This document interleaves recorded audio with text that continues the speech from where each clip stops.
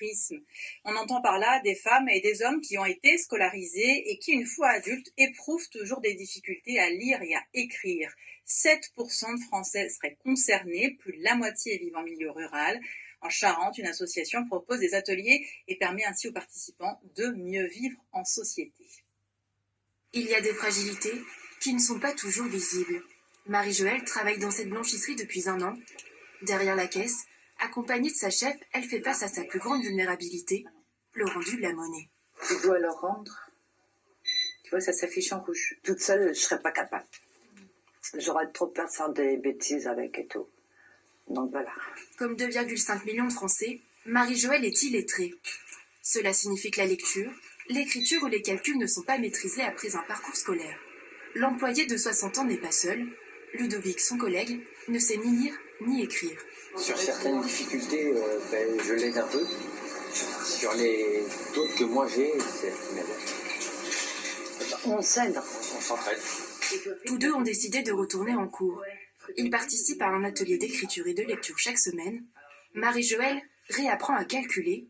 Maintenant, tu fais 10, moins 8. Moins 8, mais t'as oublié, t'as quoi? Ah oui, la retenue. Bah, ça fait 1. Voilà. Pour ainsi surmonter les difficultés du quotidien, comme faire ses courses. Ça me donne beaucoup de confiance en moi et tout, parce qu'avant j'avais peur, j'étais trop stressée. Je qu'est-ce que je vais faire et tout. Et puis maintenant, j'y vais avec un grand sourire, quoi.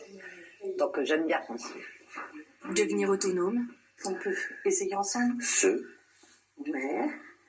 Oui. Mais surtout sortir du silence. Cet atelier lève le tabou de l'illettrisme. Il faut dire qu'avant, je ne parlais pas de... Je ne disais pas que je ne savais pas lire ni écrire. Bon, ça est venu tout seul. Honnêtement, moi, je prends pas ça pour un courage. Je prends juste ça que j'en ai besoin, c'est tout. En Charente, plus de 12% des jeunes ont des difficultés de lecture. Le département est dernier de la région au sujet de l'illettrisme. Et si vous ou un de vos proches est en difficulté pour lire et écrire, on va vous aider à trouver les bons interlocuteurs. Claire Gressieux, bonsoir. Vers qui se tourner ?